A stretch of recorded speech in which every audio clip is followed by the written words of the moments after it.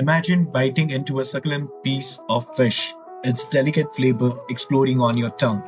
Now picture millions of people eagerly waiting for this culinary delight as part of their most cherished festival. This is the story of the Hilsa fish, and now it became the star of the international drama between India and Bangladesh. Today, we are diving into the fascinating world of Hilsa diplomacy, exploring why Bangladesh's recent approval to export 3,000 tons of this prized fish to India during Durga Puja is making waves across South Asia. Hello, everyone. Let's embark on an intriguing journey exploring the diplomatic relation between India and Bangladesh, centered around the cultural and economic significance of a remarkable fish, the Hilsa. The Hilsa, a revered delicacy in both countries, has become a powerful tool in the diplomatic landscape, shaping the interactions and negotiation between these two nations. As we delve into the captivating narrative, we will uncover how the unassuming fish has transcended its culinary boundaries to become a symbol of cultural identity and a catalyst for diplomatic engagement. Building on the previous exploration of the diplomatic impact of the Hilsa fish, we now dive deeper into the rich cultural tapestry that this remarkable species has woven throughout Bengal. For centuries, the Hilsa has been revered as a symbol of beauty and desire, celebrated in the region's vibrant literature and folklore. Beyond its artistic representation, the Hilsa fish holds immense cultural significance, particularly during religious festivities.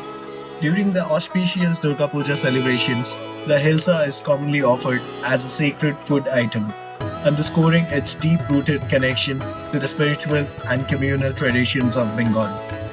As we move forward, we'll examine how the partition of India in 1947 and the subsequent division of Bengal have profoundly impacted the relationship between Bengalis on both the sides of the border and their cherished hilsa fish. Partition of the 1947 had a profound impact on the relationship between the people and this beloved fish.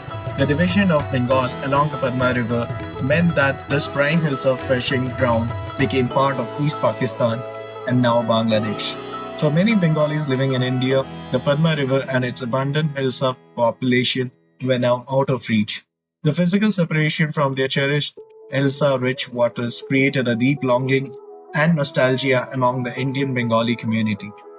They found themselves missing the distinct rice flavor of the Padma Hilsa, which had been central to their culinary and cultural traditions for generations.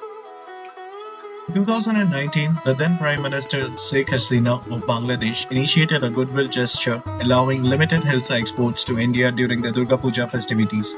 This move, known as the Hilsa diplomacy, became an anticipated annual tradition that strengthened the ties between the two countries.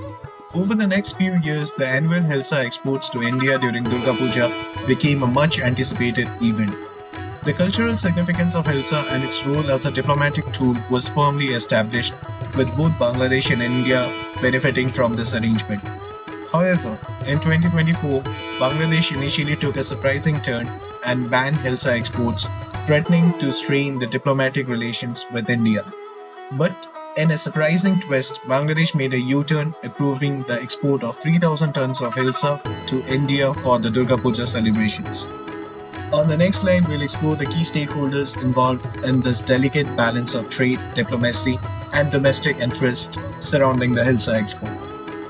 In our discussion of the rise and fall of Hilsa diplomacy, we have seen how the annual Hilsa export from Bangladesh to India during Durga Puja have become a much anticipated tradition, strengthening ties between the two countries. However, this dynamic has also raised concerns from various stakeholders.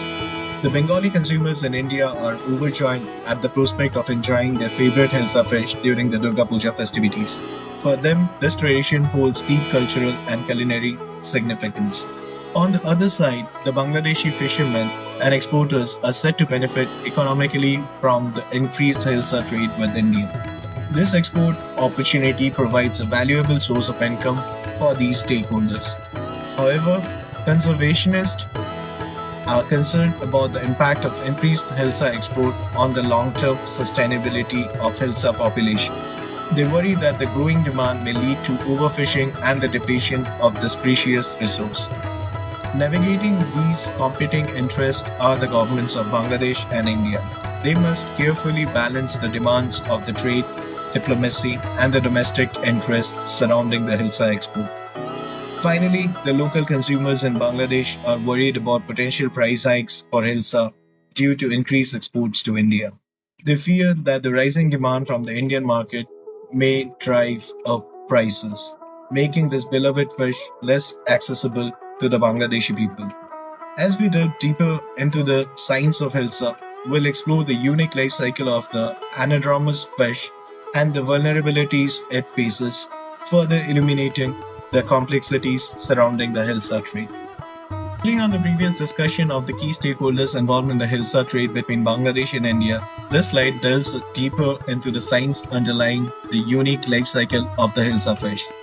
As an anadromous species, the Hilsa spends most of its life in the sea, but undergoes a remarkable upstream migration to freshwater rivers to spawn. Understanding this intricate life cycle is crucial for ensuring the long-term sustainability of this economically and culturally significant fish. The insights provided on this slide will set the stage for exploring the potential impacts and implications of the growing Hilsa trade in the next segment of the presentation.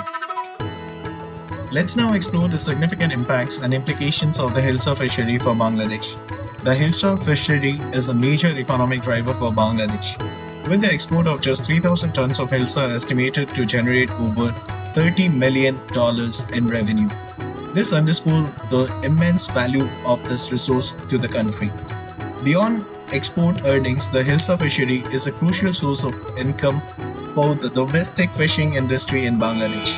The annual revenue generated by the Hilsa catch is estimated to be in hundreds of millions of dollars, providing livelihoods for countless fishing communities. The Hilsa's high demand, both domestically and internationally, makes it a significant contributor to Bangladesh's foreign exchange earnings. This revenue helps support the country's overall economic development and growth. The impact of the Hilsa fishery extends beyond national level economics, as it also provides a vital boost to local economies and the fishing communities along Bangladesh's major rivers. The income and employment generated by the Hilsa catch are crucial for the well-being of these communities. The Hilsa fish has become a symbol of the complex and intertwined relationship between Bangladesh and India. From ancient cultural icon to modern diplomatic tool, the Hilsa's journey mirrors the deep-rooted connections and shared heritage between these two nations.